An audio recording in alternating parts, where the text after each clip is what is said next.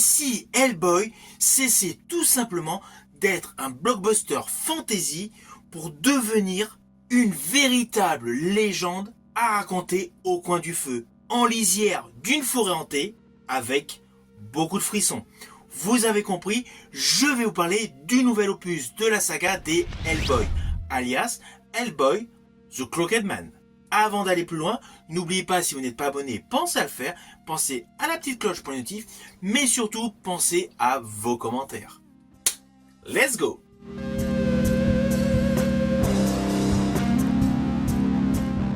Hello, c'est HR, votre chroniqueur. Donc je vais vous parler du nouvel opus de la saga des Hellboy, initié au cinéma par Guillermo del Toro. Cet opus est réalisé par Brian Taylor. C'est une production américaine, anglaise, allemande et bulgare. Beaucoup de pays ont participé à la production de ce film. Film qui dure approximativement 1h40, qui est davantage rattaché au registre fantastique horrifique, loin des blockbusters des 3 précédents opus. Alors ce film Hellboy The Cloaked Man, porté dans le rôle titre par Jack Kesy, opère un véritable virage par rapport à l'ensemble de la saga. Là où les précédents opus misaient essentiellement sur le spectaculaire, le baroque et l'heroic fantasy, ce nouvel opus choisit une voie beaucoup plus sombre, plus rugueuse, plus abstraite et surtout résolument horrifique. C'est pour cela que contrairement à tous les films mettant en vedette des super-héros, j'ai mis ma casquette rouge pour vous parler de films d'horreur. Ainsi, ce film ne cherche pas du tout à rivaliser avec les opus précédents. Il creuse ailleurs, dans la peur primitive, dans l'étrangeté folklorique et l'intime.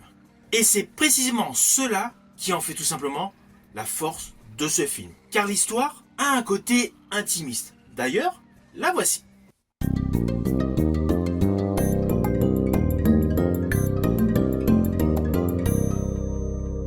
Alors, en ouverture de film, on est dans le passé. On n'est plus du tout sur la même timeline que les derniers opus. Là, nous sommes en 1952, je crois me rappeler c'était 52. Nous sommes à bord d'un train. Hellboy et des acolytes transportent un monstre, une araignée qui s'évade d'un train, au moment où il traverse une forêt hantée. Une fois qu'ils se retrouvent dans cette forêt, pour récupérer l'araignée, des phénomènes étranges arrivent et surtout, ils font la connaissance d'un personnage particulier. Alors, ne vous inquiétez pas, je n'irai pas plus loin sur les lignes scénaristiques, vous me connaissez, je ne spoil pas du tout. Mais voilà, toute l'action de ce film après va se dérouler dans cette forêt, avec plusieurs personnages, tous aussi excentriques les uns que les autres, mais surtout avec un côté de sorcellerie, un côté de frisson, un côté d'horreur. On n'est pas avec des gadgets high-tech. Là, ce film nous présente une ellipse de la vie jadis du personnage Hellboy que nous avons vu interprété par Ron Perlman. De ce fait, il est plus jeune et il est interprété donc par Jack Kesy.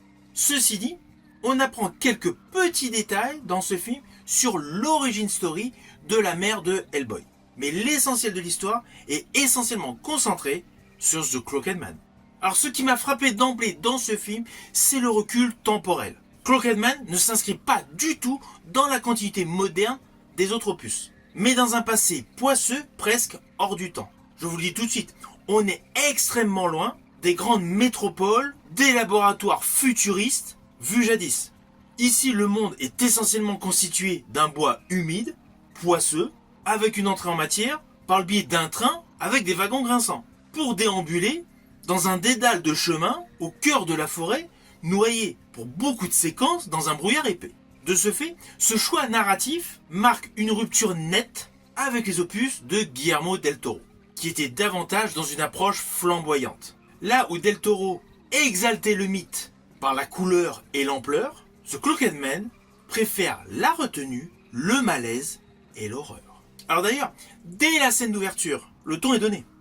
Cette scène dans un wagon dominé par la présence oppressante d'une araignée gigantesque, est immédiatement une déclaration d'intention visuelle. Le film ne cherche pas du tout l'adrénaline immédiate, mais l'inconfort, la tension lente, l'angoisse viscérale. Avec cette scène, on comprend que nous ne sommes pas du tout dans un film de super-héros classique, mais dans un film d'horreur à part entière. En fait, l'araignée que nous voyons au début de ce film est davantage symbolique que spectaculaire. Celui d'un piège, de la toile, du destin. C'est une entrée en matière minimaliste mais efficace. Et le ton monte crescendo dans la peur, dans l'angoisse, dès que le personnage Hellboy se retrouve dans cette forêt hantée. Toute la forêt en fait, qui est un décor, sur le fond c'est un décor, agit comme un organisme vivant. En fait, on appréhende chaque détour, chaque arbre, car la forêt est devenue un endroit hostile, imprévisible. On a véritablement l'impression que chaque arbre est porteur de mémoire, que chaque espace dévoilé cache tout simplement une menace. Et à cela s'ajoutent des petits flashbacks pour avoir une origin story sur la fameuse sorcière qui vit dans les parages, ajoute assurément une véritable plus-value scénaristique. Car dans cette forêt, il y a plusieurs personnages qui sont effrayants, qui jalonnent ce film. Des figures grotesques, des silhouettes à peine perceptibles, et surtout des créatures qui semblent être sorties d'un folklore oublié. Alors la sorcière, naturellement, je la trouve topissime. Elle n'est pas du tout caricaturale, elle est purement maléfique. Elle incarne une véritable ambiguïté morale, propre à tous les anciens contes, je pense notamment à ceux de Grimm. Toute l'ambiance des contes de Grimm, en fait, se retrouve greffée à cette histoire autour du super-héros Hellboy. Histoire où le bien et le mal se confondent constamment. De ce fait, le film excelle à faire naître la peur, non pas par des jumpscares, comme dans tous les slasher movies, mais par une atmosphère constante nous présentant une menace crescendo. Ah oui, toute la colorimétrie qui est assez dark accentue cet effet. Et malgré qu'il y a apparemment beaucoup moins d'effets spéciaux que dans les opus précédents, les effets spéciaux de ce film sont de très bonne qualité. Je pense notamment lorsque la sorcière qui a pris l'apparence d'un animal réintègre son enveloppe humaine. L'effet est fou. Sans compter les forces démoniaques que le personnage Hellboy combat. À chaque fois, tout ce qui est effets visuels, CGI, VFX est assurément de très bonne qualité. Ce film a essentiellement axé son budget sur les effets visuels et surtout sur la perception visuelle que l'on peut avoir de ce conte horrifique. Car ce blockbuster initialement initié par Guillermo del Toro s'en retrouve un véritable film horrifique, intimiste, de qualité. La réalisation de Brian Taylor, en fait, renforce l'aspect tragique du récit et en quelque sorte humanise le personnage diabolique Hellboy. Non pas par une icône, mais comme un être marqué par un héritage qu'il n'a pas du tout choisi. Dans ce film, le personnage Hellboy est essentiellement un héros solitaire, taciturne, beaucoup plus silencieux que dans les autres opus, parfois même hésitant. Il démontre une véritable vulnérabilité, ce qui le rend plus attachant.